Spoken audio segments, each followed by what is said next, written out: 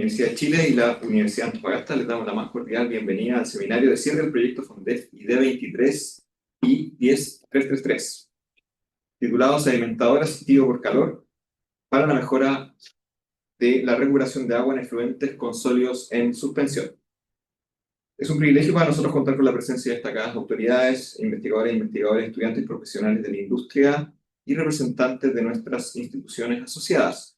En particular, agradecemos la participación de la doctora Marilka Varas Parra, decana de la Facultad de Ingeniería de la Universidad de Antofagasta, el doctor Cristian Reyes de la Universidad de Chile, el profesor Fernando Paz de la Universidad de Antofagasta, el profesor Jaco Niño de la Universidad de Chile, don Lucas Olmedo de la Universidad Técnica Federico Santa María, y la doctora Yenderi Ramírez del SMAE Chile. Así como a todas y todos quienes forman parte del equipo técnico, académico y administrativo que ha contribuido al desarrollo de este proyecto. Quisiera destacar que durante el desarrollo del proyecto, tanto Cristian Reyes como el profesor Apaz obtuvieron el grado de doctor en ciencia de la ingeniería mención fluidinámica. Eso es creo que es uno de los logros de nuestro proyecto en parte. Bueno, hace más de 2 años y medio, en particular del 22 de mayo de 2023, comenzamos este desafío conjunto con un objetivo claro, que era desarrollar y validar un prototipo de sedimentador lamelar, es decir, de placas inclinadas, asistido por calor que permitiera enfrentarnos a las problemáticas más críticas de la minería moderna, que es concurrentemente la gestión del agua y la remoción eficiente de sólidos finos en un escenario bastante conocido que tiene que ver con la disminución progresiva de las leyes de los minerales, que significa el incremento de los tiempos de residencia hasta la vivienda, y de ahí vienen los sólidos finos, la liberación de arcillas y otras especies. Durante el periodo mencionado, el equipo de investigación avanzó desde la caracterización de sobrenaves industriales, el desarrollo de simulaciones numéricas en detalle, el diseño conceptual y ingeniería del sistema, hasta la construcción y validación experimental del prototipo a escala de laboratorio, que es el producto final de nuestro proyecto FONDEF. Este esfuerzo interdisciplinario integra mecánica de fluidos, transferencia de calor, modelación matemática, ingeniería de procesos y conocimientos prácticos de operación minera, han permitido generar nuevos conocimientos y una tecnología con potencial real de aplicación industrial. Como nota complementaria, debo mencionar que hemos tenido bastantes dificultades y desafíos técnicos, administrativos. El proyecto ha salido adelante.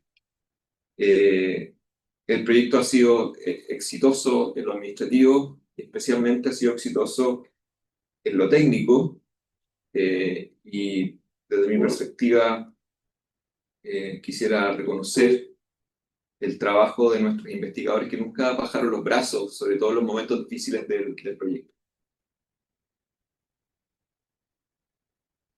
Bueno, hoy este seminario no solo marca el cierre formal del proyecto, sino también la apertura de nuevas posibilidades para el escalamiento, la colaboración con la industria y el desarrollo de soluciones innovadoras orientadas a la seguridad hídrica, la eficiencia energética y la sustentabilidad del sector minero, especialmente en contextos de creciente complejidad operacional y escasez hídrica.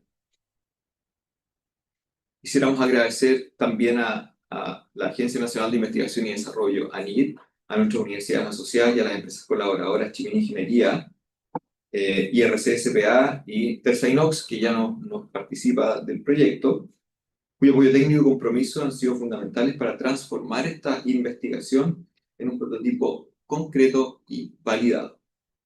Esperamos que esta jornada sea una instancia de diálogo, aprendizaje y construcción colectiva. Los invitamos a disfrutar de las presentaciones, compartir experiencias y seguir fortaleciendo las redes que permiten que la investigación aplicada genere un impacto real en nuestro país.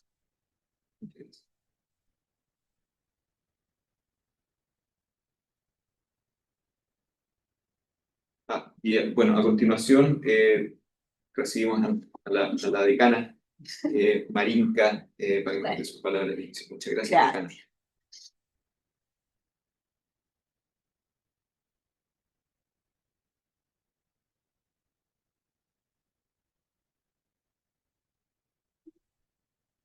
Buenos días a todos, a todas. Un placer verlos en la Universidad de Antofagasta. Primero, no es verdad destacar que este tipo de proyectos donde interactúan varias universidades es el futuro y es la forma de trabajar en un país tan pequeño que tenemos con tan poca comunidad de investigadores para sacar temas tan relevantes adelante. Entonces creo que es la forma, es destacable en este proyecto haber terminado. Además, no es verdad, el prototipo con 2 tesis doctorales y 2 doctores, ya lo que aporta a las universidades del Estado, no es verdad, más capital humano avanzado. Creo que proyectos como este, no es verdad, deberían seguirse repitiendo entre las instituciones porque aportan capital humano y se comparten líneas de investigación, no es verdad, en temas relevantes. Entonces, damos la bienvenida a este seminario del cierre del proyecto FONDEF Sedimentador Lamelar, asistido por calor, para mejorar la recuperación de aguas en efluentes con sólido en suspensión. Recordamos que el proyecto fue votado por la Universidad de Chile, con participación de la Universidad de Antofagasta. Lo que vuelvo a destacar, esta colaboración interinstitucional, no es verdad, es muy importante para generar soluciones tecnológicas concretas para la minería y especialmente para los sistemas de tratamiento y recuperación de aguas en el proceso de concentración de minerales. Ustedes no deben olvidar que nosotros, al menos en esta región, nuestra principal actividad es la minería. Nuestro principal problema son las aguas. No es verdad, es una zona seca, no es en que otras o llevan agua, desalan allá que tienen problemas con ese manejo, o sacan agua de pozos que ya no les queda prácticamente. Entonces, es un problema que la comunidad científica en Chile debe solucionar. Y esta región, la primera, la segunda región, somos regiones desérticas, ¿ya? Y donde la eficiencia hídrica es un problema y por lo tanto debemos desarrollar soluciones innovadoras y mejorar los procesos industriales de la minería del país, ¿ya? En este sentido, el trabajo desarrollado en el marco de este proyecto se alinea plenamente con los esfuerzos actuales para avanzar hacia una minería más sostenible, tecnológicamente más robusta y responsable en el uso de los recursos. Entonces, en este seminario no solo se busca socializar resultados y aprendizajes, sino también promover un espacio de diálogo, vinculación entre la academia y la industria y el sector servicios, con el fin de seguir construyendo conocimientos, capacidades y oportunidades que permitan continuar e innovar, aportando al desarrollo del territorio. Agradezco, felicito al equipo de investigación por su compromiso y dedicación, a las instituciones colaboradoras que hicieron posible esta iniciativa. Les invito a aprovechar esta jornada, intercambiar ideas y además proponer nuevas investigaciones, nuevos proyectos en un tema tan relevante para esta región, para la industria minera y yo diría para toda la zona norte del país. Muchas gracias.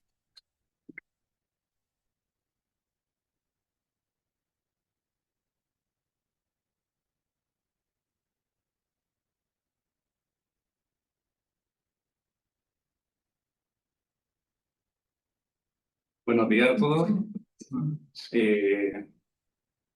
Soy Cristian Reyes, voy a presentar el primer estudio que es una parte de mi tesis. ¿Pueden proyectar, por favor? Bueno, esta parte yo la denominé efecto de una pared calentada en un sedimentador de placa inclinada.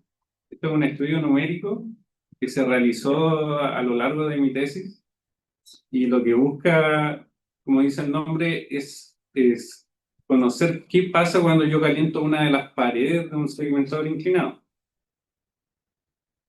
¿Qué pasa con las partículas? ¿Qué pasa con la resuspensión? Y vamos a ver una breve introducción, el efecto boicot, que es lo que se basa este estudio, las simulaciones usando el software OpenFOAM, los resultados y las conclusiones.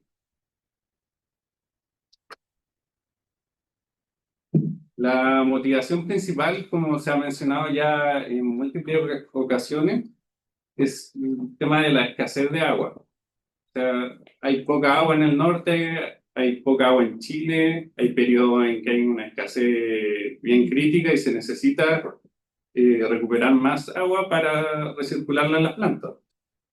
El gran problema de la escasez es que hay un proceso de reutilización continua o recirculación que se llama minería.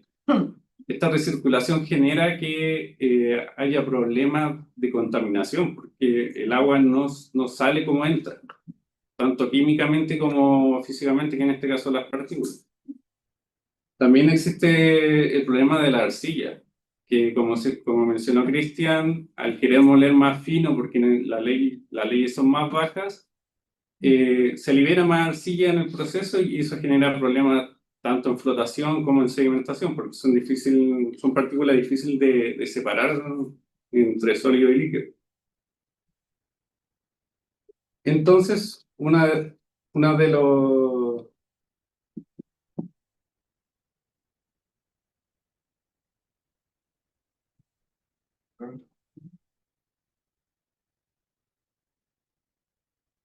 ¿Va cambiando?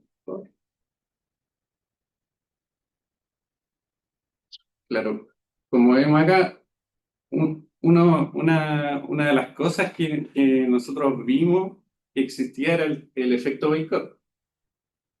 El efecto boicot es un efecto que se genera cuando uno inclina, por ejemplo, un tubo y lo que pasa es que en vez de que las partículas sedimenten verticalmente, las partículas, digamos, en vez de que esto sedimente así verticalmente, las partículas se ahorran esta distancia h y sedimentan aquí solamente en un plano, una distancia b por coseno del ángulo seno, dependiendo del ángulo que uno esté tomando.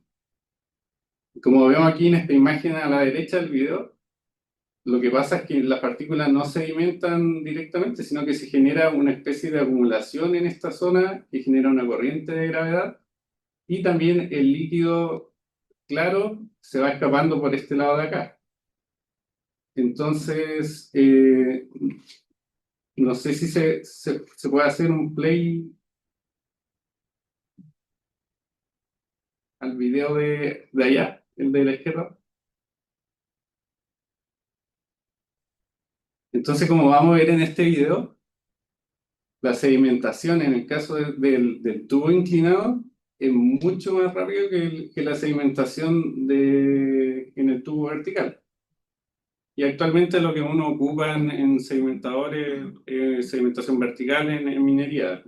La sedimentación inclinada, que son los lamelares, se ocupan mayormente en agua potable, en sistemas de agua potable, porque necesita que el porcentaje de sólido de entrada sea más bajo. Entonces, eh,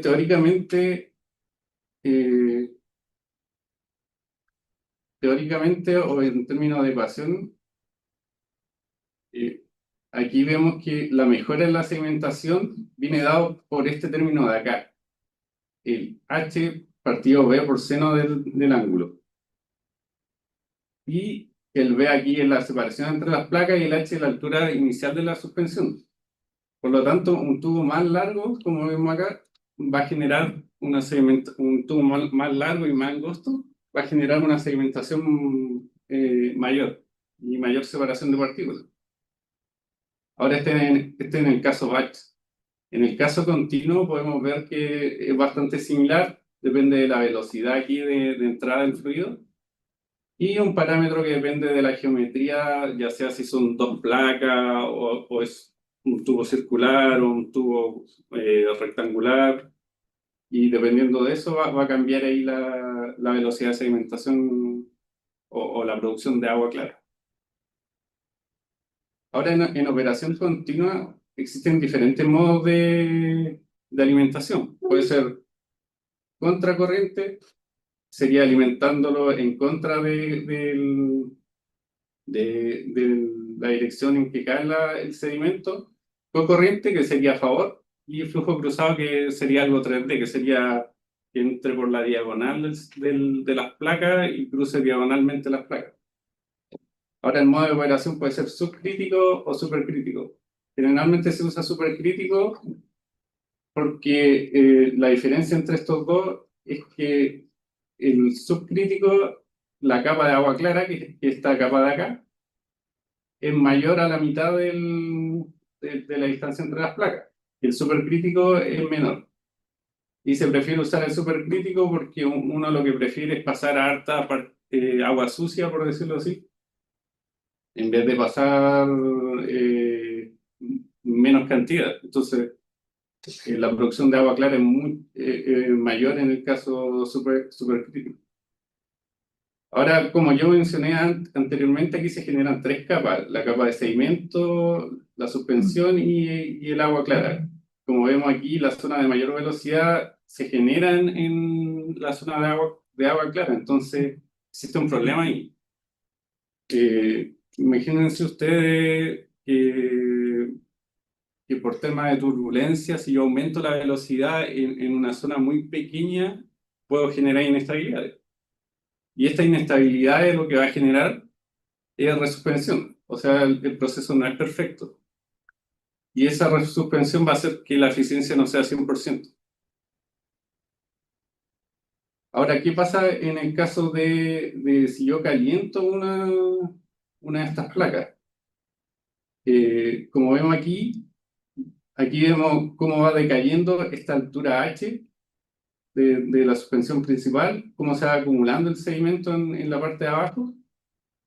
Y este es el caso sin calor, y este es un caso con 50 grados calentándolo acá. Podemos ver que esta zona amarilla, cuando uno calienta, cae bastante más rápido. Ahora, el problema es que se genera esta zona verde, que son de resuspensión. Entonces tenemos el problema de que cae más rápido el sistema, pero está contaminando más. Ahora, para OpenFOAM, estas son las ecuaciones que se utilizaron. Se utilizó un modelo de dos fases. Se resuelve una ecuación para las partículas y una ecuación para el líquido. Y estas son la ecuación de concentración de partículas, la ecuación de temperatura y, y la ecuación asociada al modelo de arrastre. Y los parámetros de simulaciones que se utilizaron: la viscosidad del agua, se ocupó una densidad sólida de 2.600 kilogramos por metro cúbico, una diferencia de temperatura entre 0 y 7.5 en el estudio, con una temperatura del fluido inicialmente de 20 grados Celsius y concentraciones bastante bajas, o sea, de 0.002% y 0.2%, que pueden ser concentraciones que se encuentran en los espesadores, en el overflow del espesador, especialmente si funciona mal el espesador. El largo de la placa es 1 metro y el espaciamiento es de 2 centímetros solamente.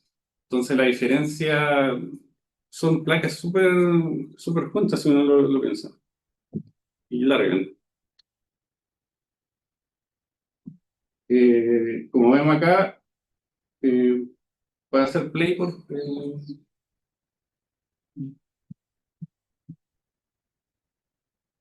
Este es uno de los resultados que se vio en el caso sin calor de las simulaciones. Podemos ver que cuando la concentración es baja, no se generan inestabilidades.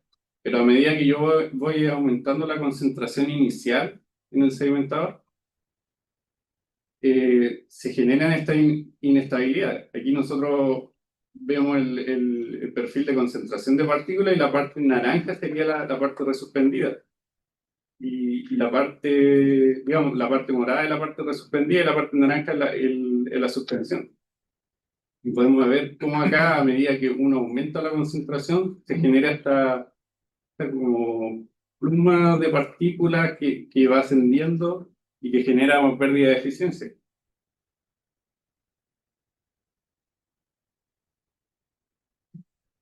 Ahora, ¿qué pasa cuando yo le agrego calor a este sistema? Uno de los parámetros relevantes a utilizar a medir es el SOR, que sería la velocidad de entrada aquí del fluido partido la proyección de la geometría. Y uno de los criterios necesarios para que la eficiencia no sea baja es que el SOR sea menor a la velocidad de sedimentación. Ahora, para medir qué tan eficiente es, se calcula la concentración de partículas de entrada menos la concentración de partículas del promedio en cierto largo, en cierta posición del segmentador, partida la concentración de partículas en la entrada. Y para comparar el efecto del caso con calor y sin calor, se comparó la eficiencia del caso con calor partido la eficiencia sin calor menos 1. Ahora, en términos del SOR, se estudió un rango de 0.036 a 0.054 con las placas inclinadas 45, 50, 55 grados.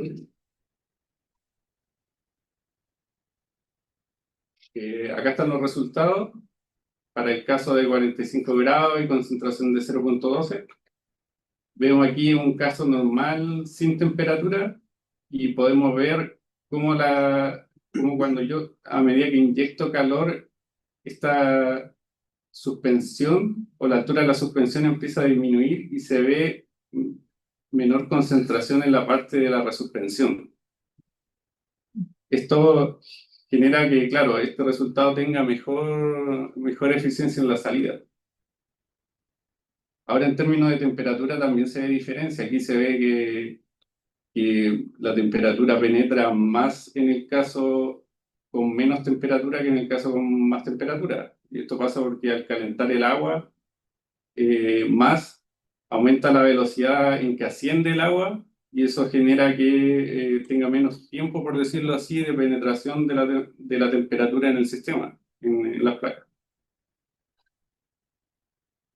Ahora, en la simulación que vemos, en la animación que vemos acá, eh, vemos que también hay una diferencia en la inestabilidad que se generan. Por ejemplo, aquí se ven inestabilidades de la temperatura mucho más pequeñas a medida que yo caliento. También se ve un flujo de retorno aquí que se genera por la inyección de calor, algo que no existe acá. Y vemos que en el caso sin temperatura las partículas ascienden solamente, mientras que en el caso con temperatura hay partículas que se están devolviendo.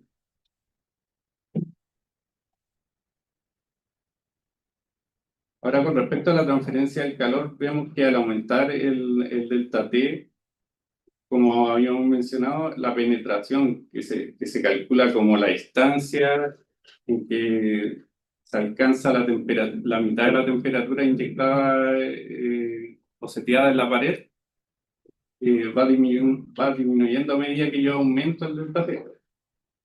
Por otro lado, el Natter aumenta a medida que yo aumento este delta T. Ahora, ¿qué pasa si yo pruebo esto a diferentes concentraciones? Pasa algo muy relevante, no depende mucho de la concentración, el efecto que tenga la temperatura. Si yo tengo concentraciones muy bajas y le inyecto, por ejemplo, un delta T de 5 grados, que es este caso, se genera una resuspensión masiva de partículas que genera una eficiencia mucho menor que el caso sin temperatura. Pero si el agua está más contaminada y yo caliento este sistema, se produce ahí un mejor resultado. Ahora, con respecto a cómo se comporta la temperatura en el sistema, podemos ver que al aumentar la concentración, aumenta la penetración de calor, y esto se genera porque al aumentar la concentración, aumentan la inestabilidad en el sistema, y eso hace que la transferencia de calor en el sistema sea mayor. Y aquí vemos cómo es la performance, que era el parámetro anterior de la eficiencia asociado al delta T. y podemos ver que para concentraciones bajas nos sirve el sistema porque contamina más que beneficiar, mientras que para concentraciones mayores sí se genera un beneficio del orden del 5 al 10% en términos de eficiencia de turbidez en el oro. Ahora, para terminar, eh, hay algo que es importante que se discutió durante la tesis, que era, ¿qué sucede si yo caliento solamente una parte de la placa, no solamente toda la placa? Y se observó que cuando yo caliento, por ejemplo, la parte baja de la placa siempre es peor. Y tiene sentido porque yo estoy calentando justamente la zona donde están las partículas y estoy generando mayor resuspensión.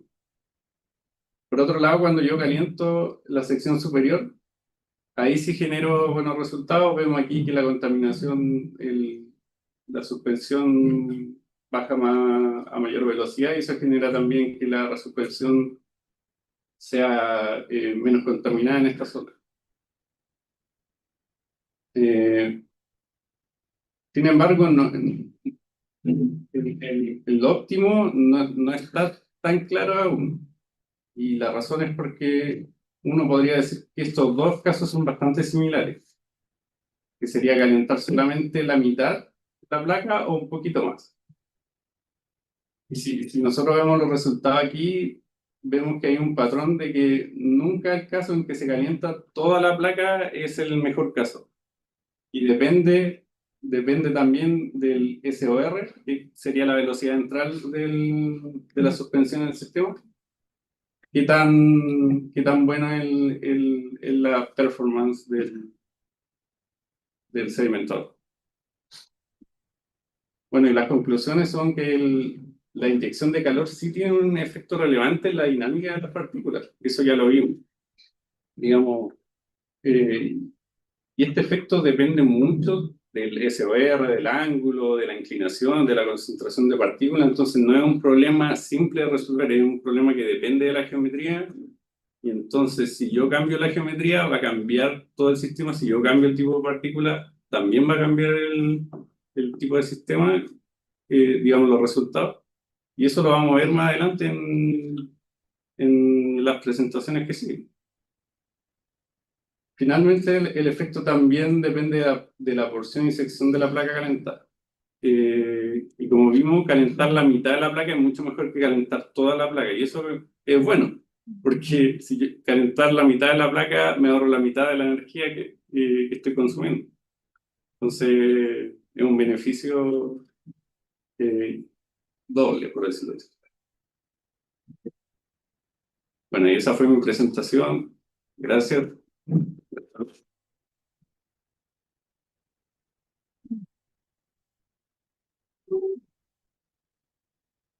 Ahí sí. Muchas gracias, Cristian, ¿cierto? Doctor Cristian, bien por la presentación. A continuación, vamos a presentar justamente a un académico de la casa. Su presentación se titula Efecto de la inyección de calor en la sedimentación de partículas finas en un contenedor trapezoidal. Damos con eso, ¿cierto? Un fuerte abrazo al doctor Fernando Paz.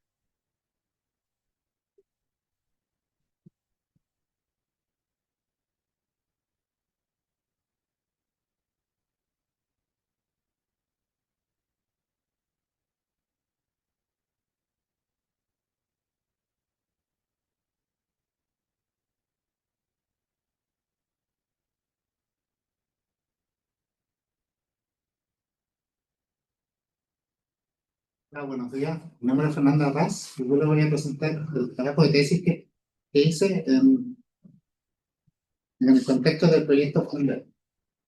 Pues se titula Estudio experimental del efecto de la inyección de calor en la cementación de partículas finas en un contenedor trapezoidal.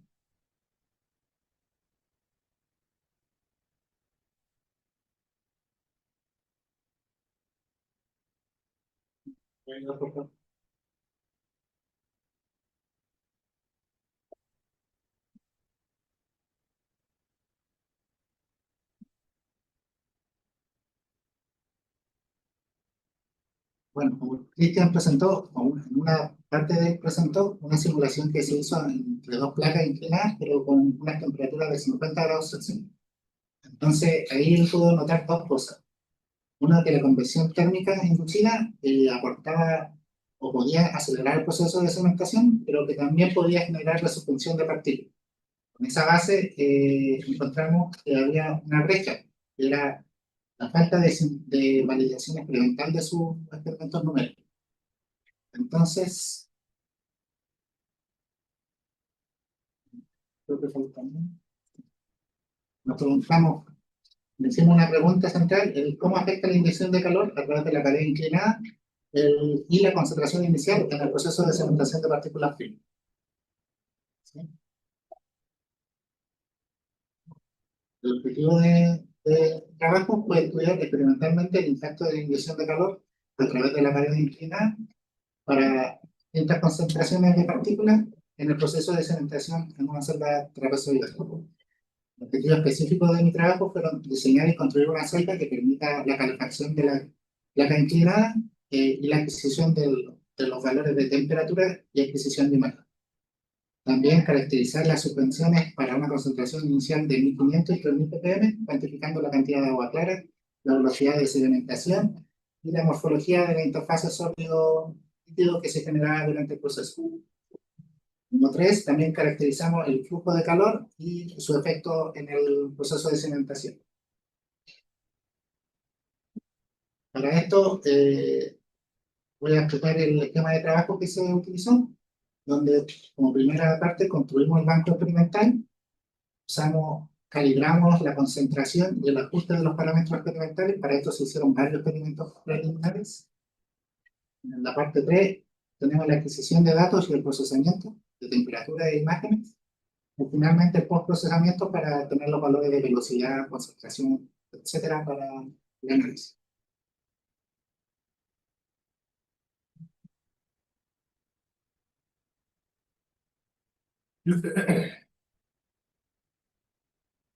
Bueno, el banco experimental implementado en esta ocasión consta de una celda trapezoidal que está construida en acrílico, la cual tiene en su placa inclinada una placa de cobre, en la cual está adosado un elemento Peltier, el cual permite la inyección de calor al interior de la celda. Esta es alimentada por una fuente de poder, la cual se configura de acuerdo a los experimentos que vamos a realizar. En la parte posterior tenemos una pantalla de luz blanca que nos permite hacer el contraste con la concentración, poder tomar imágenes, digamos, en blanco y negro, gris, en escala de grises, que posteriormente se realiza una calibración para tener la medida de concentración. Esta cámara, los parámetros de la cámara son inseridos en un computador, lo cual permite el registro en una serie de tiempos de experimento. En las paredes tenemos monitores de temperatura, los cuales están conectados a una placa Raspberry, que también se setea para la adquisición de datos.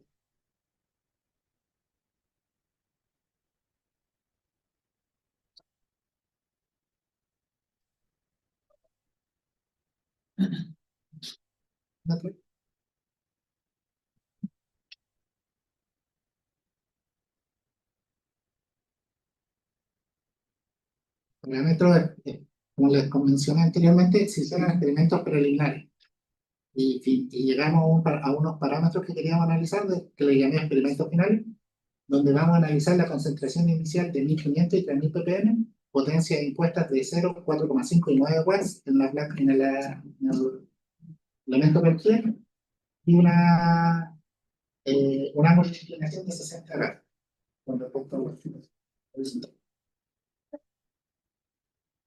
El procedimiento experimental principalmente cuenta de 4 fases.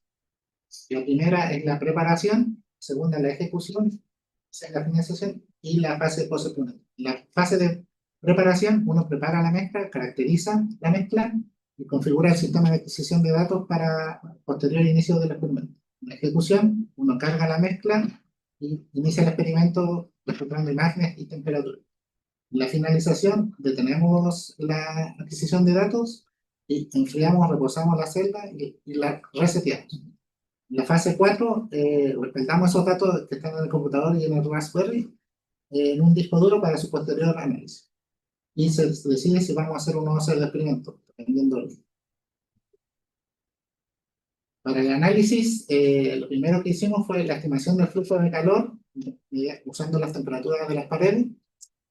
Observamos la mezcla en el interior de la celda y las comparamos entre los distintos experimentos. También medimos la concentración promedio en la celda en el tiempo. Determinamos la cantidad de agua clara generada. Para esto tuvimos que definir un valor umbral de cuándo consideramos que el agua era clara. Y un poco más en detalle vimos la concentración en la fila y columnas del ejemplo. Esta última parte no lo voy a mostrar para no hacer tan larga la presentación. Entonces, los resultados, primero determinamos el efecto de la inyección. Vamos a determinar la inyección de calor. Como este proceso era un proceso batch o no flujo estacionario, vamos a analizar cómo era el flujo de calor en el tiempo. Entonces, en este gráfico, en el eje Y, vamos a ver el flujo de calor en promedio en el tiempo, o sea, en promedio, y en el eje X el tiempo. Acá vamos a tener de color amarillo y rojo los experimentos para 3000 ppm, con una concentración de 3000 ppm, donde amarillo es de 4,5 watts, pusimos 4,5 watts, y el rojo de 9 watts. El color calipso y morado representa el proceso para una concentración inicial de 1500 ppm, pero con una potencia de 4,5 y 9 watts, igual que en el proceso de película. Como se puede observar, y era esperable, el flujo de calor es mayor para los procesos con 9 watts de impuesto. ¿Sí? Y al inicio se observa su mayor efecto, pero a medida que pasa el tiempo, este va encontrando un equilibrio con el sistema, con el ámbito. ¿Ah? Ahora les voy a presentar un video crudo, digamos, del proceso de cementación en una celda trapezoidal para los tres casos. Uno para 0 watts en el lado izquierdo, 4,5 watts y de 9 watts. Esto para la concentración inicial de 3000 ppm. La escala de colores, digamos, gris, mientras más oscuro sea, mayor es la concentración, mientras más claro sea, menor es la concentración. Entonces, ahora, si pueden, por favor, dice.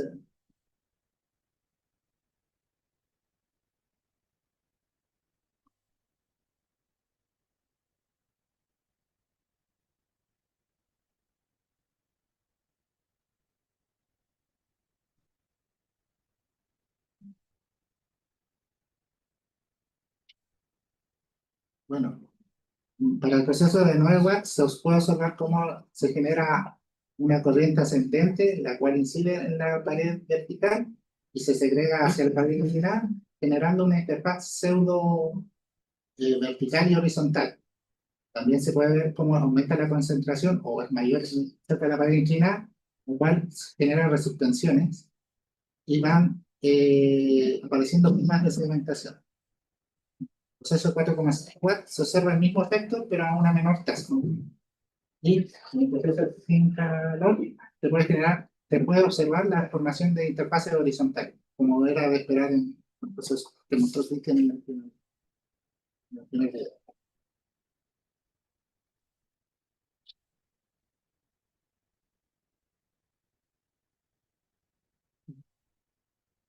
Para poder observar un poco más en macro, se digitalizó la concentración en el interior de la celda en saltos de 500 ppm. Para esto, para poder hacer esto, se tuvo que hacer una calibración entre la intensidad de luz y la concentración. Para eso se usó un experimento anterior y se calibró. Entonces, en la fila superior, en este gráfico, en la fila superior se puede observar el proceso para 1500 ppm y en la fila inferior para 3000 ppm. En las columnas, la primera columna es para un tiempo de 5 minutos después del inicio del experimento, de 10 y de 35 minutos. Como se puede observar, se ve la formación de interfaces horizontales, pero sí se puede observar también la resuspensión cerca de las paredes inclinadas. También se observó en el trabajo de Crick. Para 4,5 watts se puede observar también la forma. Sigue siendo lo mismo para 1500 ppm, 3000 ppm, en la misma serie de tiempo en las columnas. Se puede observar la formación de pseudo interfaces horizontales y verticales, ¿sí? Al final, uno se va incidiendo el agua clara o el agua más clara cerca de la pared vertical, ¿sí? Para 9 watts es lo mismo, pero a una mayor tasa, ¿sí? Para 1500 y 3000 ppm. Ya. Como segundo punto, se puede determinar la concentración promedio en el interior de la celda. Para esto se calculó la concentración en toda la celda y se promedió en el fase. Entonces, en este gráfico superior se observa en el eje Y la concentración promedio, en el eje X el tiempo, la línea de color azul es para el proceso sin inyección de calor, la línea de color amarilla es para el proceso de 4,5 watts, y la de color rojo es de 9 watts. También se calculó la pendiente como una medida de la tasa, digamos, de sedimentación, los primeros 6 metros. El gráfico superior es para una concentración de 1500 ppm y el gráfico inferior es para 3000 ppm. Como se puede observar, en el proceso sin inyección de calor, para 1500 ppm, tiene una mayor tasa de sedimentación, de 9,86% por minuto. En comparación con los procesos, que es mayor en comparación con los procesos con inyección de calor, de 4,5 y de 9 watts. Por otra parte, para el proceso de 3000 ppm, el proceso con inyección de calor, de 9 watts, tuvo una mayor tasa de sedimentación con respecto a los otros dos procesos. Esto principalmente por lo que dijo Cristian, de que a mayor concentración, el proceso sin inyección de calor tiene una menor tasa de sedimentación. En pocas palabras, en la línea azul subió, disminuyó su tasa de sedimentación.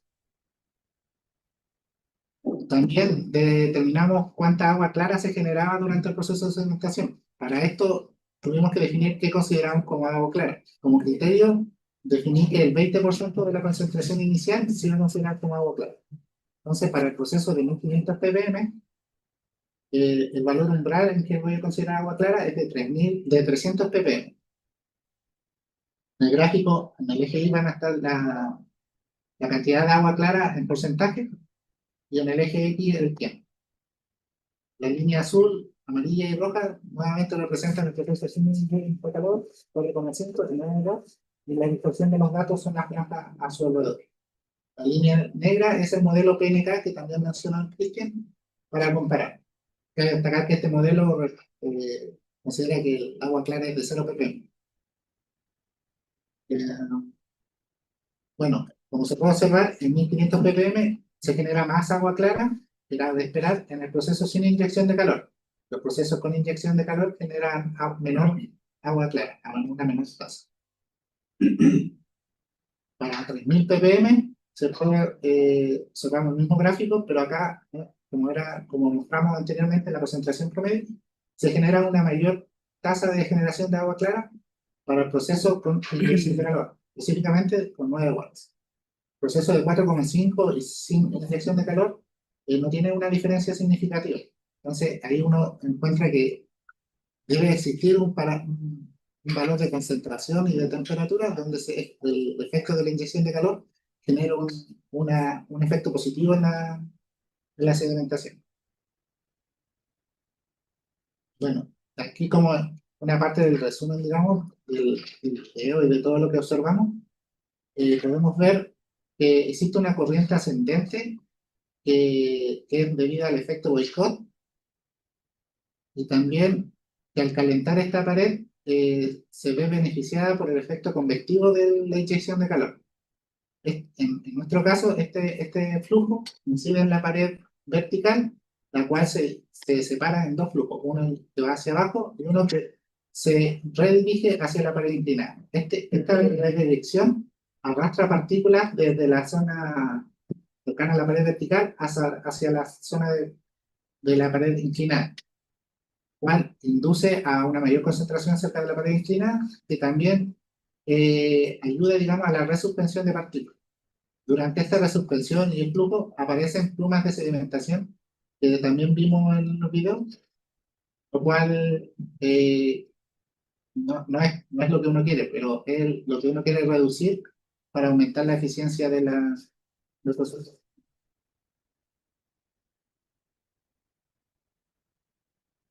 Entonces, como conclusiones, con respecto a la concentración, el efecto de la concentración, tenemos que para 3000 ppm hay un efecto positivo cuando se inyectan 9 watts. Aumenta la tasa de cementación de 5,96 a 8,52% por minuto. Para 1500 ppm, la inyección de calor fue adversa. No generó un efecto positivo. La tasa era de 9,72 con 9 watts, pero el caso sin inyección de calor sigue siendo superior de 9,86% por minuto. La dinámica de la morfología y el flujo, lo que principalmente se observó fue la manifestación de las corrientes ascendentes y las plumas de sedimentación y la formación de una pseudo interfaz horizontal y vertical, que era una zona rectangular, digamos. El flujo de calor, hay que encontrar el flujo de calor que sea positivo. En nuestro caso, para 4,5 watts no se generó un efecto positivo en el proceso de 1500 y 3000 ppm, pero sí para 9 watts, donde la tasa mejoró con respecto a la sin inyección de calor para la concentración inicial de 3000 ppm. Esa fue mi presentación. Muchas gracias.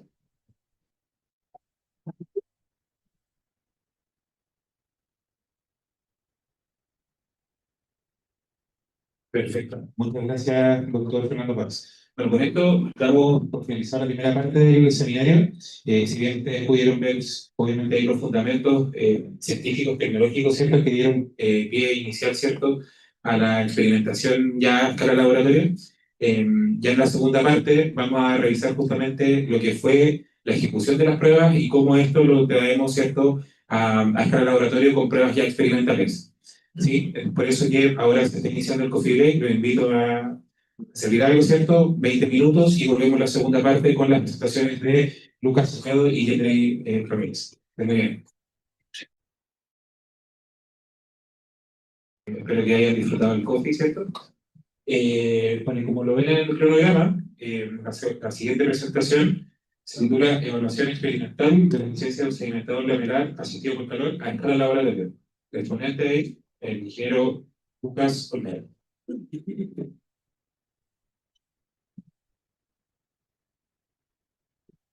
Hola, buenos días. Gracias, Pablo, por la introducción.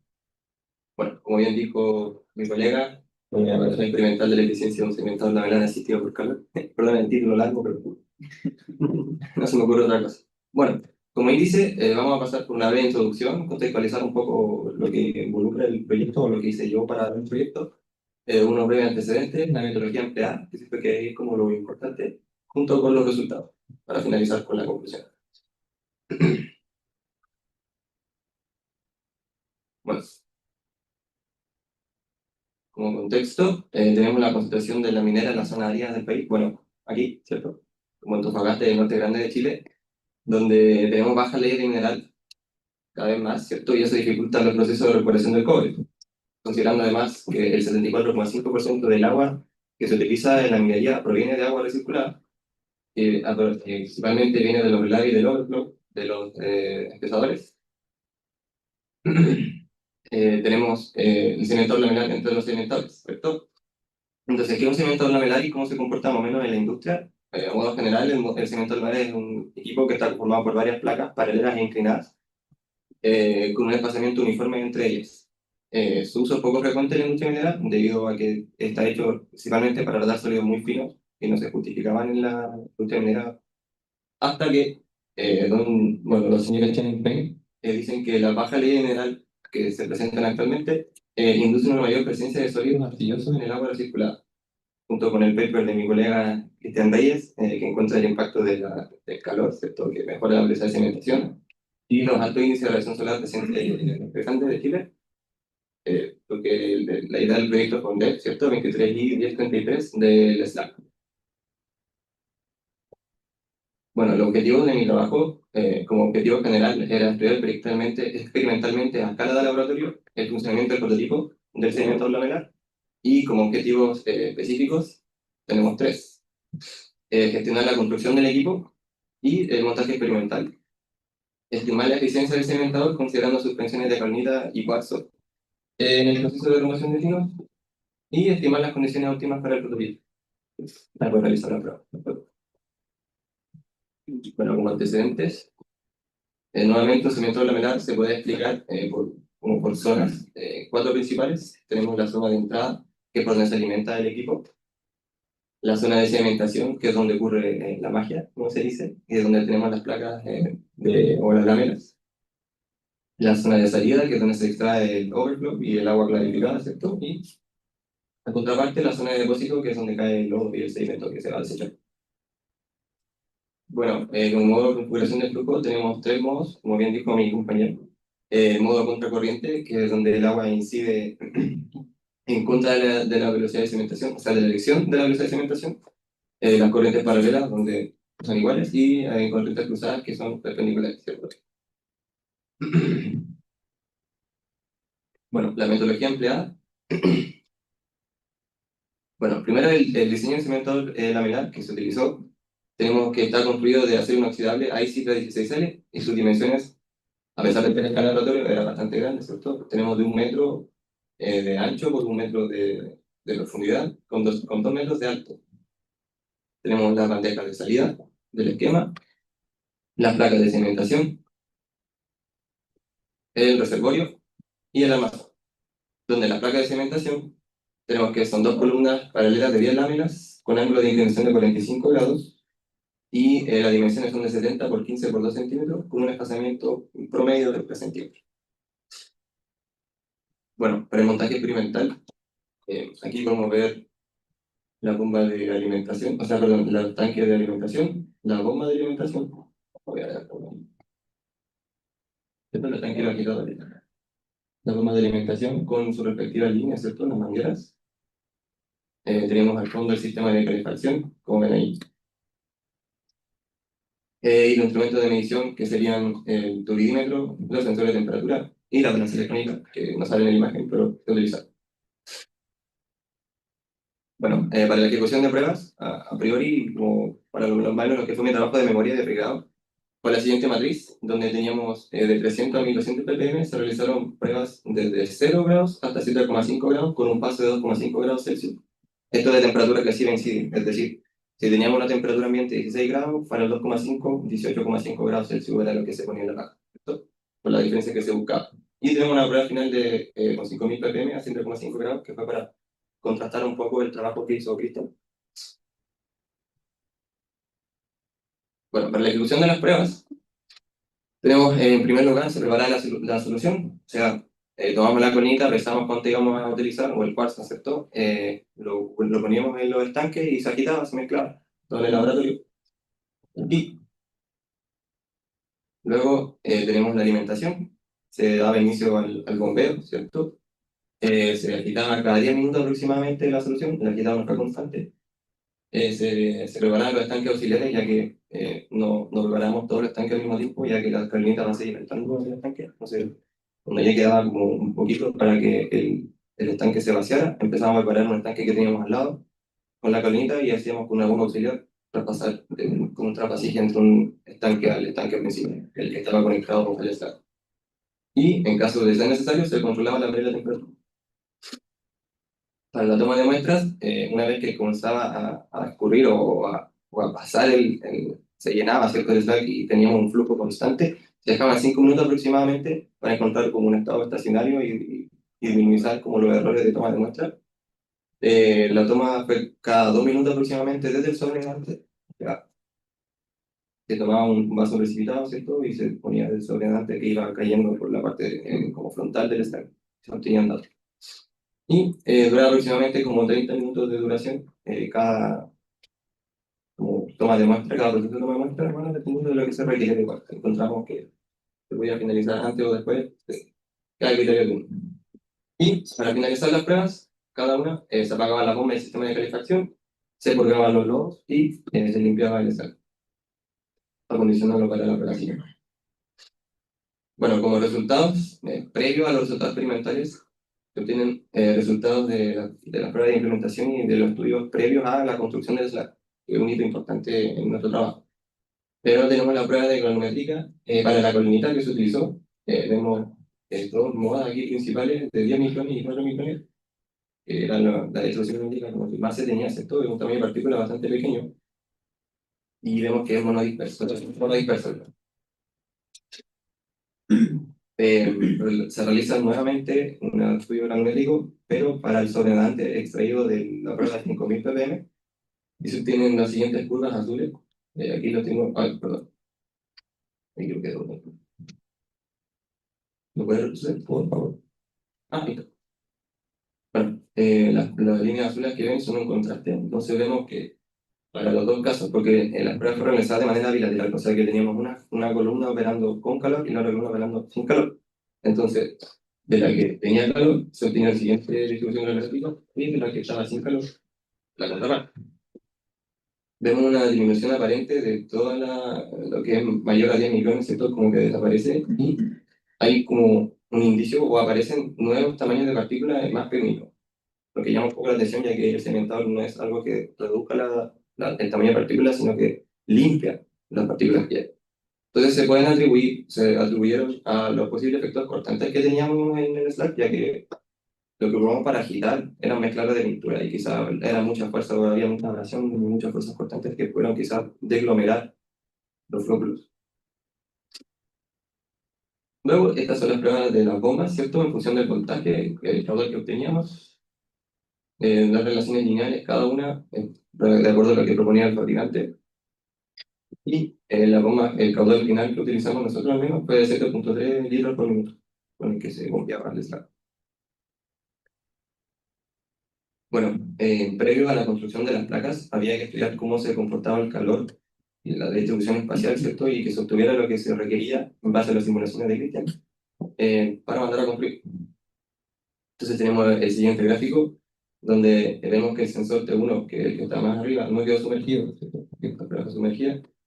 Vemos que claramente hay un gradiente de temperatura, o sea que la distribución en la placa no es homogénea y que parece concentrarse en este punto de acá. Ahora, se realiza nuevamente una prueba como de temperatura en base en función del espacio, ¿cierto? Pero de manera como bilateral, porque aquí estamos probando si funcionaba bien el aislante térmico. Entonces, en el siguiente gráfico se definen los siguientes pares, ¿cierto? T1, T2, quedan sin sumergir nuevamente, y claro, aquí tenemos el mismo sensor T1, ¿cierto? Y por el otro lado está el sensor T2, lo mismo con el T3 y con T5. Bueno, vemos que el aislante cumple con lo requerido, ya que se tiene una diferencia de 4 grados Celsius aproximada entre el lado que tenía el calor y el lado que tenía el aislante. Bueno, aquí vemos una imagen del Slack cuando recién llegó al laboratorio. Aquí vemos su ensamble, ¿cierto? Completamente desarmado. Y aquí ya estaba ensamblado, pero faltaban las pruebas de vacío y su sellado. Entonces, el consciente de las pruebas de vacío era llenar el Slack y ver por dónde estaba filtrando. Entonces, donde filtraba, digamos, con una silicona a tapar las fugas. Este proceso se hizo varias veces, como tuvimos como un mes prácticamente solamente en que el Slack dejara de filtrar. Y iniciamos el experimento inicial ya que estaba listo, ¿cierto? Con una cornita, pero que no fue la que vieron ustedes, no fue la que utilizamos en el proyecto, ya que esta cornita se alimentaba demasiado rápido. Su velocidad de alimentación no alcanzaba ni siquiera a empezar a pasar el flujo y estaba casi todo desfilado. Entonces se descartó y se tuvo que comprar la que utilizó. Y una vez que ya compramos las primeras pruebas piloto y que ya aprendimos a utilizarlo, se inician con las pruebas de cimentación, a partir de las cuales se obtienen los resultados experimentales. Bueno, el resultado principal, ¿cierto? Las pruebas de Slack bilateral. Lamentablemente, para la prueba nos dio que la tasa de remoción de tuberías, que en el fondo es la eficiencia en promedio para cada prueba, en general nos vemos que beneficia a los casos que están sin calor, como pueden ver. Hay como, dos casos, creo, en la temperatura como generó un impacto positivo, pero está como muy bajo lo positivo que dio. Entonces, bueno, aquí vemos la tasa de remoción de tuberías graficada, ¿cierto? Esta es la prueba base que teníamos, donde tenemos tasa de remoción de turbidez en función de la ppm entrante iniciales. Aquí vamos para el caso de 2.5 grados Celsius, para los 5 grados Celsius y para los 7.5. Entonces aquí vemos nuevamente que el calor en promedio genera una deficiencia, o por lo menos en el modo de operación que el equipo que tenemos nosotros, para la columna. Realiza una prueba para contrastar con lo que tenía Cristian, ¿cierto? Una prueba con 5.000 ppm de concentración inicial a 7.5 grados Celsius. Vemos una relación no lineal entre la concentración inicial y la TRT, porque aquí vemos un gráfico completo para los 7.5 grados Celsius. Sí, nuevamente el calor es una deficiencia y la eficiencia al cuello, o sea que el calor estaba perjudicando el proceso más que ayudar. Bueno, luego se realizan pruebas de calorinita con cal y sulfuro de cobre, para tener como algo más minero, no solo calorinita. El resultado fue nuevamente casi lo mismo, nos dio, creo que, claro, nos dio un poquito mejor para el caso de con temperatura, pero es una temperatura muy baja, como 4 grados Celsius de diferencia. Y realizamos una prueba con 15 grados con la calorinita para ver si en verdad era el calor que no estaba llegando a la cantidad necesaria, lo requerido. Y claro, nuevamente nos dio mejor para 0 grados Celsius, o sea, sin temperatura nos da mejor la eficiencia. Se realizaron ahora pruebas sin bilateral, sino que operando con el estado completo, o sea, ya no teníamos una columna con calor y una sin calor, sino que teníamos las dos columnas con calor y las dos columnas sin calor. Obtuvimos resultados nuevamente de acuerdo a lo que habíamos tenido antes con la calorinita. Pero se nos ocurrió ir a probar con el cuarzo. Este es un cuarzo que tiene mayor 400 micrones, está con tamaño de partícula potencialmente mayor. Y aquí ya nos está dando buenos resultados para el cuarzo. Obtuvimos un rendimiento de un 6,8%, creo. Sí, 6,8% para el caso con calor, teniendo valores de entre 29 y 15 grados Celsius, lo que genera finalmente resultados positivos y atribuye que la calorinita quizás el tamaño de partícula tan pequeño era muy influenciada por las corrientes convectivas del calor, o sea que ascendían mucho las partículas. Bueno, a modo de conclusiones, y para finalizar, vemos, claro, la calorinita versus el cuarzo. Es notable la diferencia del impacto del calor entre la calorinita, que la perjudica, ¿cierto?, el proceso de cimentación, versus el cuarzo, que tenemos un rendimiento un 7% superior, de que el calor funciona para el cuarzo. Nace la pregunta si el SLAC es utilizado o implementado en la industria o es implementable. Claro, con los resultados que obtuvimos del cuarzo, se podría decir que sí, aunque igual estamos en un prototipo, una escala muy inferior, entonces falta todo lo que es el proceso de pilotaje para ver si se puede escalar y hacer todo ese escalado. Pero los resultados que se obtuvieron han llegado a la parte siguiente de la conclusión, que incitan a continuar con el estudio de igual manera, ya que se obtienen resultados positivos y hay más que mejorar, porque el SLAC quizás no estaba en las mejores condiciones.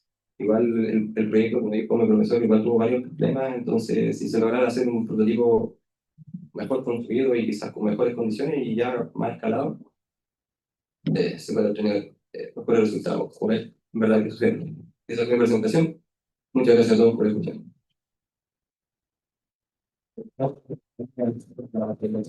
Gracias. Y no sé si quedaron preguntas pendientes para las presentaciones también de mi colega, que las van a salvar. Acá hay un volante, por si alguien quiere hacer tú.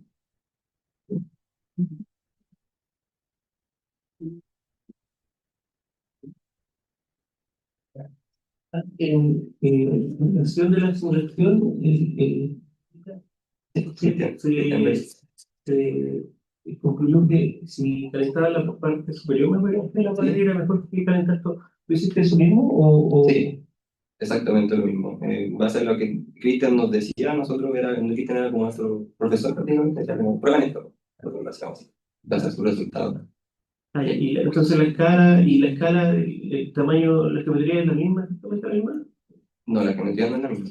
Y hay varias cosas que Cristian, por ejemplo, lo que sea el mono disperso, nosotros jamás tuvimos en partícula diferente. Hay varios puntos que nos dé lo mismo que Cristian, pero claro, porque son simulaciones. No es tan fácil simular exactamente lo que ocurre en los flujos, es mucho más complicado. Gracias.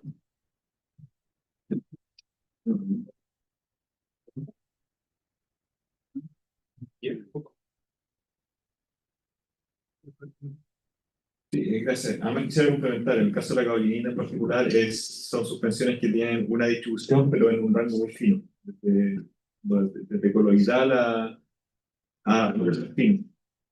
Entonces, ahí un tratamiento un poco más quizás cercano a la realidad podría ser con sal. Entonces, el problema, o mejor dicho, la oportunidad que resulta de los resultados con cuarzo, se traduce en un problema acerca de un buen pretratamiento de eventualmente una suspensión sillosa. Y eso es parte de los resultados que encontramos en el proyecto. Okay. ¿Ya? Muchas gracias. Bien.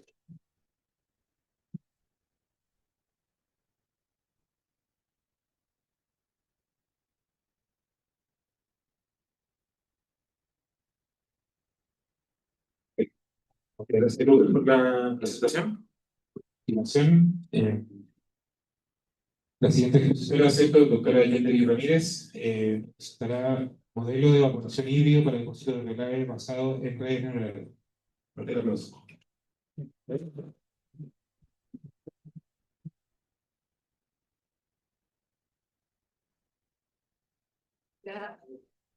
Buenos días a todos.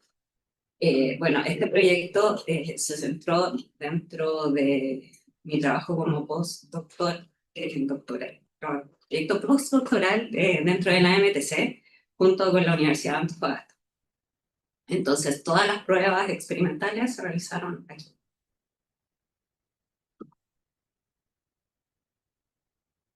Bueno, van a ver varias fotos, y principalmente son del tranque Talabre y del Sierra Gorda. Entonces, la principal diferencia es que uno trabaja con agua dulce, entre comillas, y el otro con agua salada. En, en primera instancia vamos a ver cuál es el balance hídrico del relave. Primero,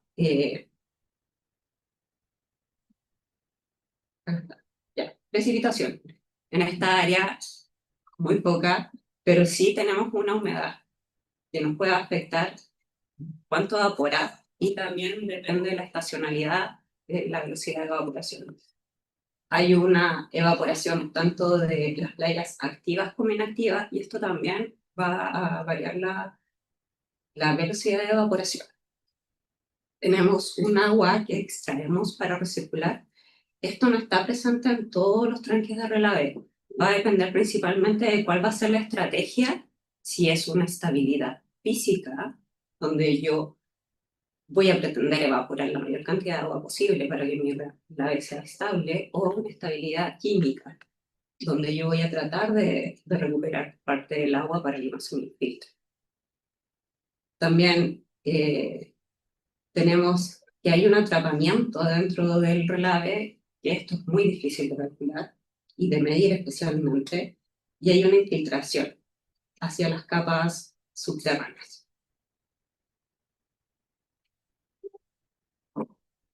Bueno, los almacenamientos de relave TS.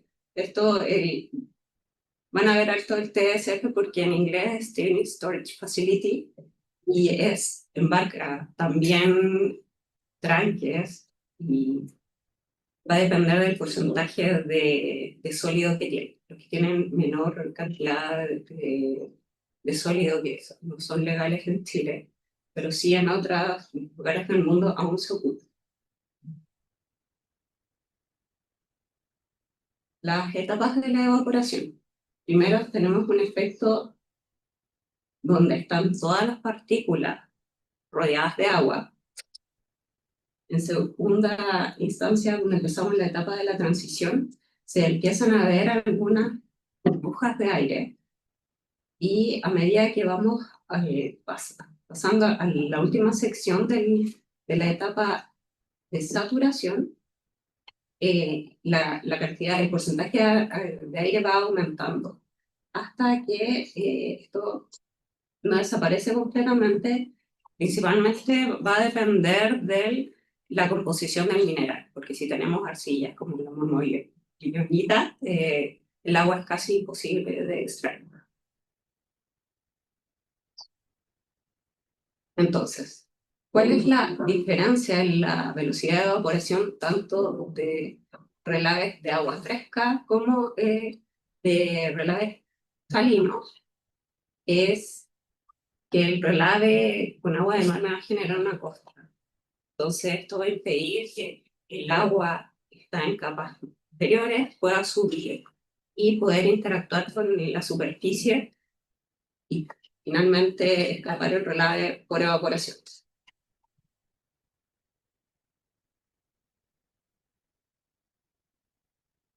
Entonces, este es el relave de Sierra Gorda.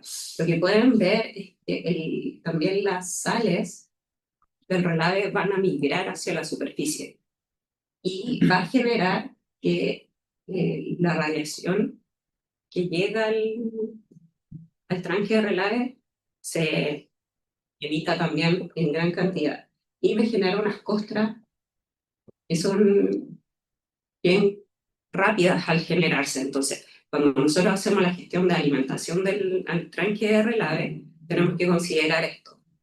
¿Qué es lo que yo quiero? Que mi tranque sea estable, entonces alimento poca cantidad en poco tiempo para poder ir disolviendo esta capa, esta costra que me generó el relave salino, o en tranques de agua fresca, donde los esquemas de alimentación al tranque son de varios días, incluso un mes.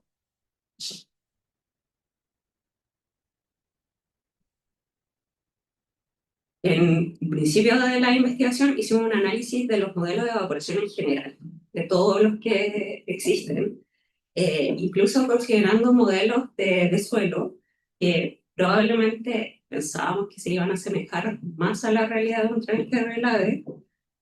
Bueno, spoiler alert, no nos funcionó. Entonces, los modelos que analizamos se dividen, los podemos clasificar de acuerdo a la transferencia de masa o aerodinámico, balance de energía, una combinación de estos o los empíricos. De estos hay muchos. O de acuerdo al objetivo, si es evaporación, si es evaporación potencial, si es en aguas abiertas, esto quiere decir lagos, porque tienen una inversión térmica. Esto quiere decir que durante el día se calientan y en la noche emiten calor. Entonces hay una diferencia ahí de cómo se comporta. Evapotranspiración. Este también lo consideramos porque en caso de que queramos calcular la evaporación en una etapa de poscierre y consideramos una fitorremediación del área del tranque de relave, tenemos que calcular cuánta agua va a necesitar para poder mantener a las plantas vivas a figura única. Y finalmente la evapotranspiración potencial. La diferencia entre la evaporación y la evaporación potencial es la evaporación real que alcanza y la potencial es la teóricamente calculada.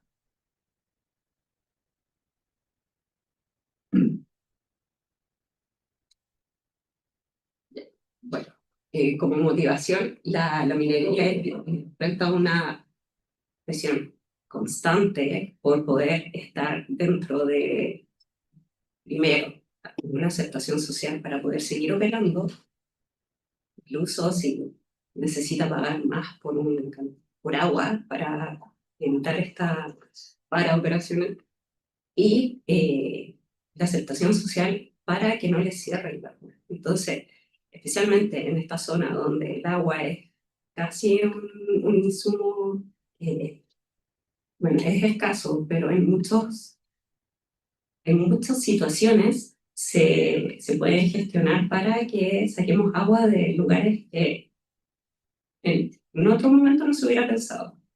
A lo que me refiero es, por ejemplo, el caso de Conce, que ahora ya toda el agua que nosotros desechamos de nuestras casas en Antofagasta se va a reprocesar y se va a vender a las mineras a un costo muy mayor a que si la minera hubiera podido extraer el agua del pozo.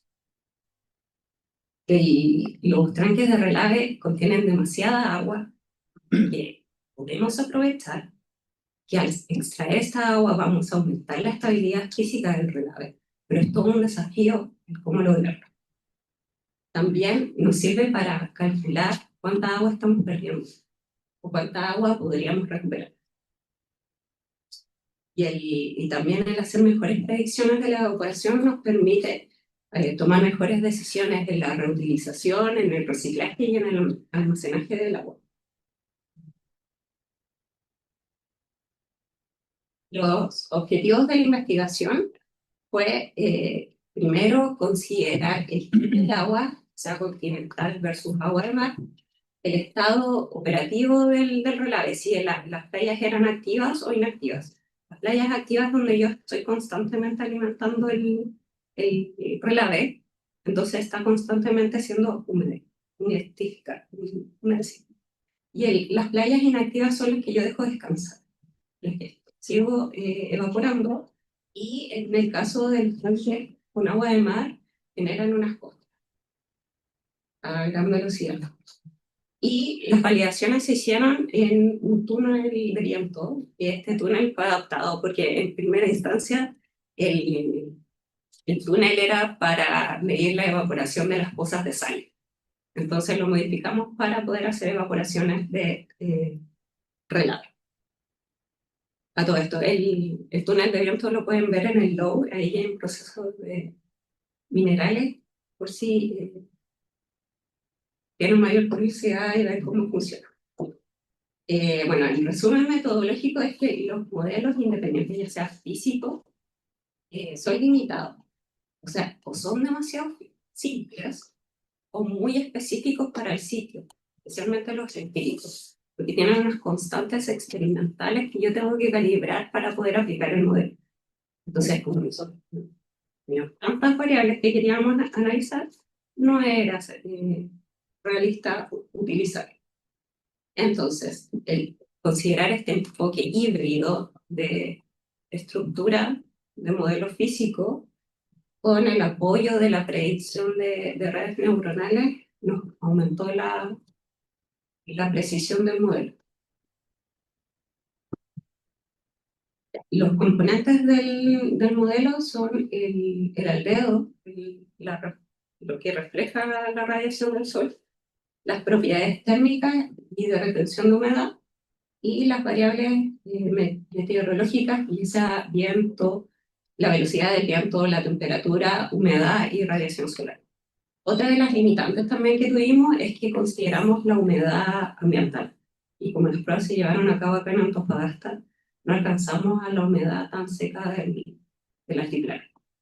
Entonces, eso también afecta la velocidad de evaporación.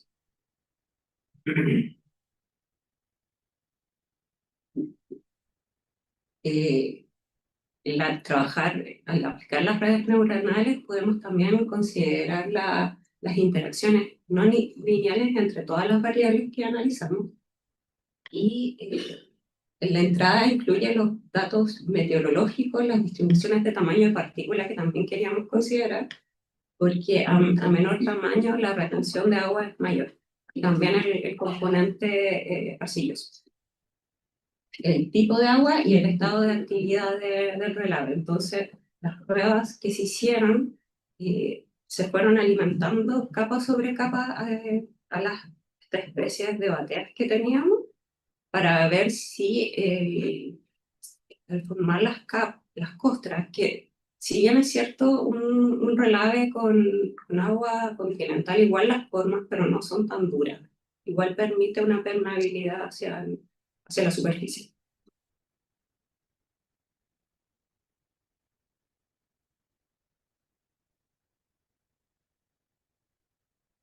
Estas son las pruebas en el túnel de viento. Entonces tenemos la termocupla para...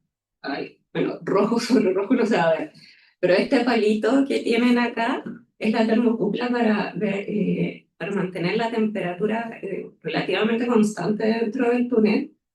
las lámparas para mantener el calor, y en la sección de aquí teníamos el ventilador para que fuera alimentando aire del ambiente. Entonces, con la temperatura y la humedad relativa de Antofagasta, se realizaron los experimentos. Estas bandejas nosotros las íbamos pensando cada cierto tiempo. Entonces, en un principio, la toma de muestra era, la medición de las muestras, perdón, era bien seguido, pero después ya los días iban cada 2 días, cada 3 días, hasta que al final nos quedábamos para un tiempo infinito, un par de semanas. La velocidad de evaporación, obviamente, en los tanques de relave con agua continental es mucho mayor que en comparación con no, al revés, es mucho mayor que con el agua de mar. Sin embargo, las pruebas de agua de mar fueron más cortas porque al generar esta costra llegábamos a una masa constante en menor tiempo.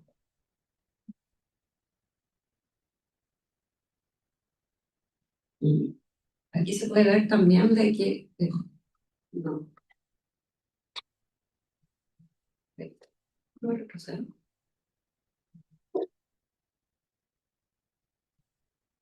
Así. Se separa rápidamente el relave y se genera acá la diferencia de fases. Entonces, nosotros teníamos una muestra de relave y cada vez que la alimentábamos, teníamos que agitarla para evitar para que todas nuestras muestras fueran homogéneas, lo más homogéneas posible. Entonces, a través del tiempo, el relave iba perdiendo la humedad y nos iba generando estas especies de surcos. Incluso acá, no sé si lo pueden apreciar bien, pero la costra que se forma se levanta. Es tan dura que al final lo teníamos que sacar con el martillo de la celda. Y este es un relave con agua de mar. Entonces lo que se puede ver que en la superficie es mucho más clara porque las sales migraban hacia la superficie. Lo que se me olvidó decir es que este relave es de talabre, entonces hicimos las evaporaciones en un principio con el agua que venía, después de secarlo completamente, lo alimentamos con agua de mar. El agua que sacamos acá del emisario del agua se filtra pasa por un filtro de 2 micrones para sacar todo el material orgánico. Volvimos a humedecer el relave a los distintos porcentajes de sólido y volvimos a hacer las pruebas.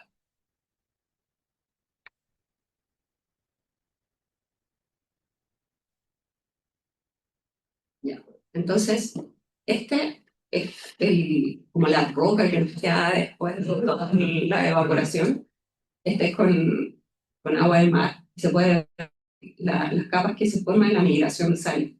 Este es el relave de Sierra Gorda. Entonces, pudimos emular experimentalmente en menor escala cómo se comportaba el relave en la vida real.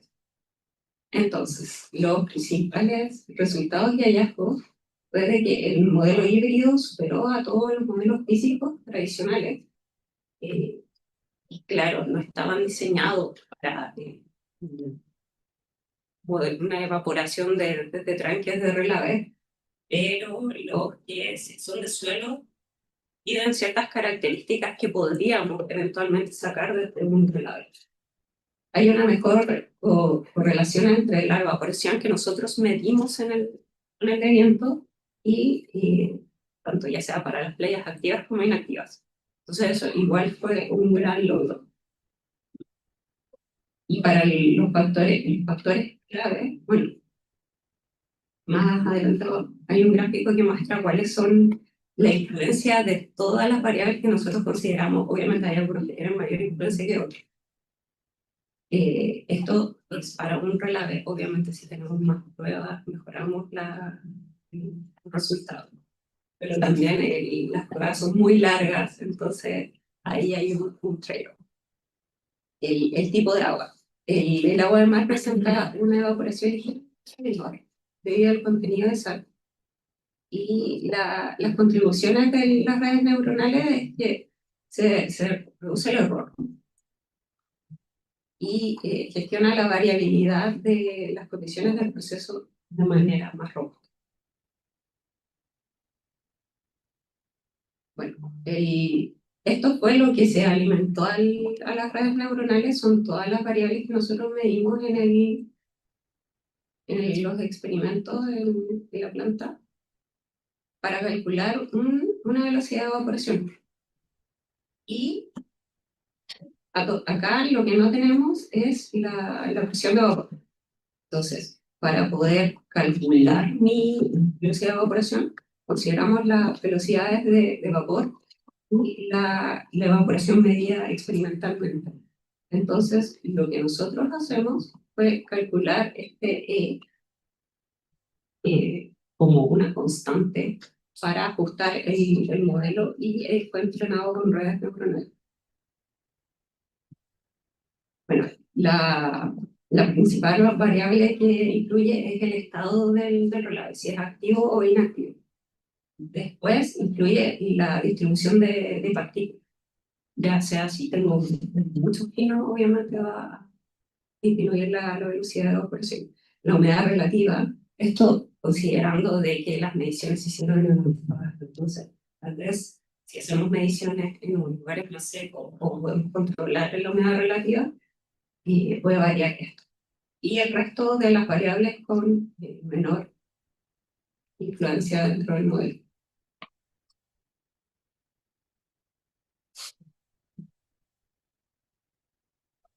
La práctica, claro, se pueden precisar en la evaporación y permite un balance hídrico, entre comillas, optimizado para apoyar el reciclaje del agua dentro del relave y la planificación de la alimentación del relave y también para cumplir con los marcos regulatorios especialmente cuando hay infiltración de agua y contaminación a aguas contactadas.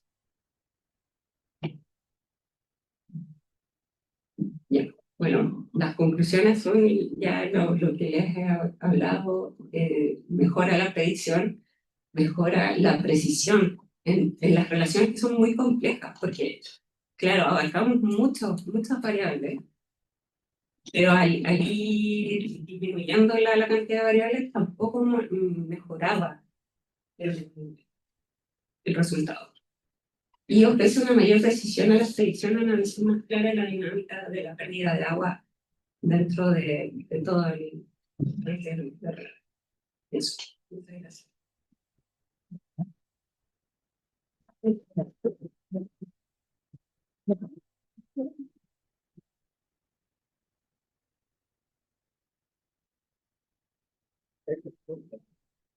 Sí, antes de terminar, doctora, ¿tienes que hay alguna consulta o pregunta de parte del público?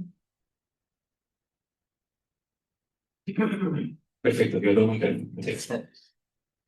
Con esta presentación, ¿cierto? Damos finalizar la segunda parte de discusiones. Sin embargo, me queda una presentación más, ¿cierto?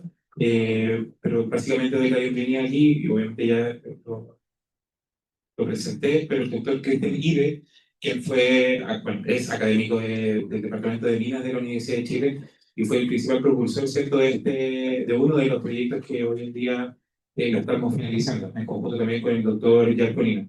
Niño, me quiero tener un poco en eso, darle la verdad las gracias por la discusión y también por la forma en que se ejecutó este proyecto en 2 años y medio. Personalmente, la verdad, me tocó el desafío justamente de poder ejecutar pruebas y, tal como lo vieron, ¿cierto? Pasamos de una etapa de simulación a la ejecución de pruebas de laboratorio. Hoy en día queda mucho más por avanzar, ¿cierto? Pero la verdad que a modo personal, muchas gracias por la disposición. Con esto, ¿cierto? Damos el paso, ¿cierto?, a Cristian Ile para las palabras de cierre y el posterior confideo.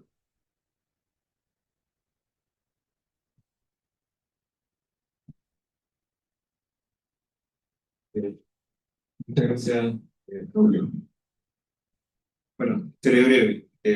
Sí, quedamos todos liberados pronto. Bueno, en primer lugar, este proyecto tiene dos características interesantes. En primer lugar, partió de una concepción, de un diseño conceptual, de una idea, y de una idea por una serie de etapas pasamos al final a un prototipo. Esta idea era acerca del concepto físico de combinar dos variantes del proceso de convección. Uno que es el proceso de convección térmica, que es bastante conocido en ingeniería mecánica. Yo en particular soy ingeniero mecánico, así que era muy cercana a mi formación de pregrado como concepto.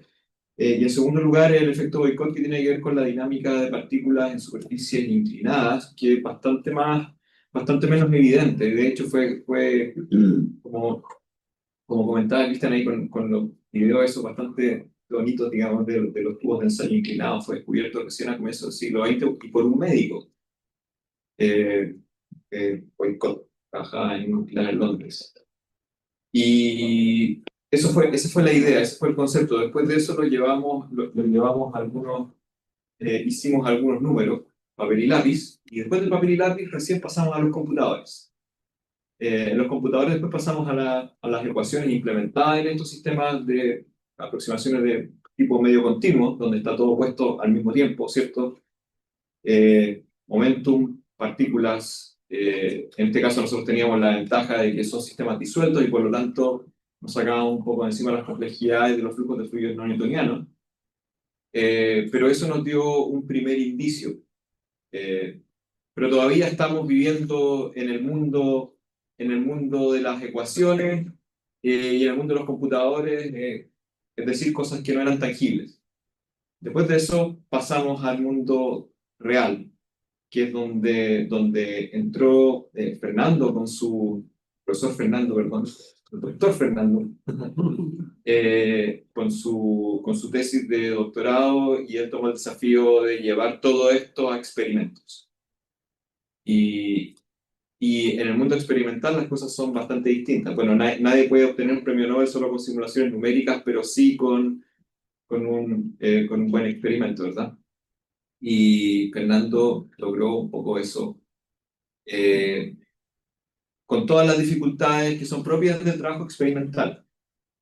Es un desafío muy grande, diseñar, construir, medir, interpretar. Y después de eso, ver si la interpretación tiene un correlato con lo que uno esperaba. Y si no se relaciona con lo que uno esperaba, uno tiene que volver a iterar. ¿Cierto? No es que la física esté mal, el resultado siempre es el resultado es la realidad. Entonces la pregunta es, si no calza con la realidad, ¿por qué no calza?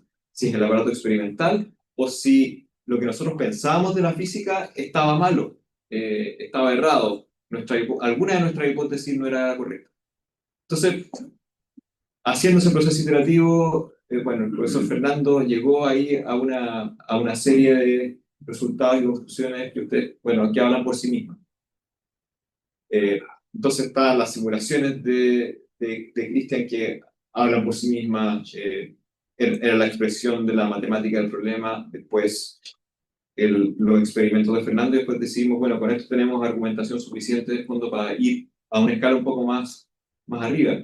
No sé si se vio bien, pero en el prototipo del Slack, donde bueno, ahí esto fue impulsado muy fuertemente por Braulio, con un tremendo apoyo de Lucas, que también terminó su carrera, que no lo mencioné al principio, pero también va mi reconocimiento para Lucas, que también terminó su carrera en este proyecto.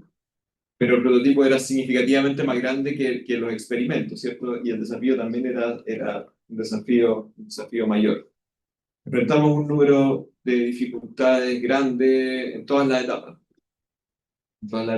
Lo cual es hasta cierto punto natural. Pero siempre ocurre que el escalamiento tiene implícita una dificultad grande. Después de esto viene el paso natural desde este prototipo hacia una aplicación industrial, es un pilotaje, que también tiene otros desafíos, tiene otras complejidades, pero sin embargo, nosotros hemos ido por una senda que parte de una idea y termina en algo tangible, donde hay un conjunto de mediciones que son elocuentes en cuanto a al potencial que tiene esta tecnología. Entonces ahora enfrentamos un nuevo desafío. Estamos contentos porque estamos finalizando este proyecto que representa la culminación de 2 años de trabajo en el proyecto FONDEF, pero aproximadamente 4 o 5 años más en un proyecto FONDESIR regular en particular, donde hemos trabajado 2 tesis doctorales del programa de doctorado en Ciencia de la Ingeniería, Convenciones Biodinámica de la Universidad de Chile, un trabajo de titulación de la Universidad Técnica Federico Santa María en colaboración con nuestro proyecto FONDEF. Y ese desafío tiene que ver ahora con llevar esto a una tecnología, que es un desafío que no solo es de construir o de diseñar, no es un desafío solamente de ingeniería, sino que es un desafío también de agregar valor, de exponer de qué manera lo que hemos ido encontrando en estas etapas ordenadas, ¿cierto?, de proceso de desarrollo tecnológico o de madurez tecnológica, TRL, como normalmente se denomina, cómo eso se traduce en un valor, en capitalizarse, en un mayor grado de sustentabilidad, en una viabilidad técnico-económica desde el punto de vista de este tipo de implementación en una planta concentradora conectada al overflow, eventualmente de un sistema de espesamiento, o incluso una planta de tratamiento de agua. Esto no está limitado exclusivamente a la industria minera. Bueno, la última ponencia de la doctora Yandere Ramírez, a pesar de que no correspondía exactamente al proyecto FONDEF, nosotros le pedimos que nos contara de esto, porque habla mucho del impacto posible, habla mucho en primer lugar, de las dificultades en que se incurre para medir cómo se pierde el agua en el depósito de relaves, cómo podemos mejorar eso, cómo podemos incrementar nosotros la calidad del agua reciclada. Es importante mencionar que mientras más recicla uno agua, más dificultades y más desafíos también tiene con el agua reciclada, porque el agua se va cargando de sales. Parte de esa agua cargada de sales se va al depósito de relaves. Y ahí podemos ver algunos ejemplos de agua cargada de sales en depósitos de relaves. Y eso también está amarrado un poco con este desafío asociado a la gestión hídrica eficiente. Así que eso es lo que nosotros enfrentamos. Quiero destacar finalmente bueno, para mí ha sido un placer colaborar, la colaboración que hemos sostenido con la Universidad de Antofagasta hace una colaboración de muchos años. No es solamente con ocasión de este proyecto FONDEF.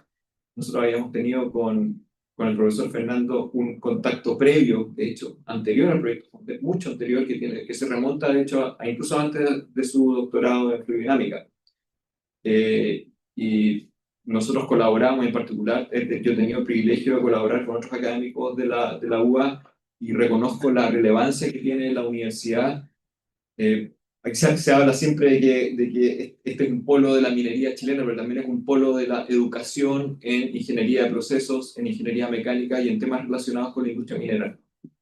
Y yo siento que esta institución es una institución que es privilegiada, es de gran nivel y es fundamental en el desarrollo que se haga en el país en materia de investigación y transferencia tecnológica asociada a la industria minera. Así que para mí todo este viaje de colaboración ha sido realmente un placer, un privilegio, y espero que continúe, espero que sigamos nosotros interactuando, espero que este y otros temas que puedan ser derivados o que estén relacionados de alguna manera puedan seguir siendo explotados acá y en colaboración con nuestra institución y otras instituciones también. Ahora nos toca conectarnos con otras instituciones, con empresas, con la industria minera y tratar de avanzar hacia el máximo TRL, ¿cierto? Que es el TRL 9, que significa que ya las cosas están listas para funcionar en un ambiente productivo. Así que esperamos llegar hasta ese punto. Agradezco mucho, agradezco a nuestro equipo, a mis colegas. Sin mis colegas no habríamos podido llegar hasta donde llegamos. A nuestros estudiantes y bueno, y a todos ustedes por su atención en este foro. Muchas gracias.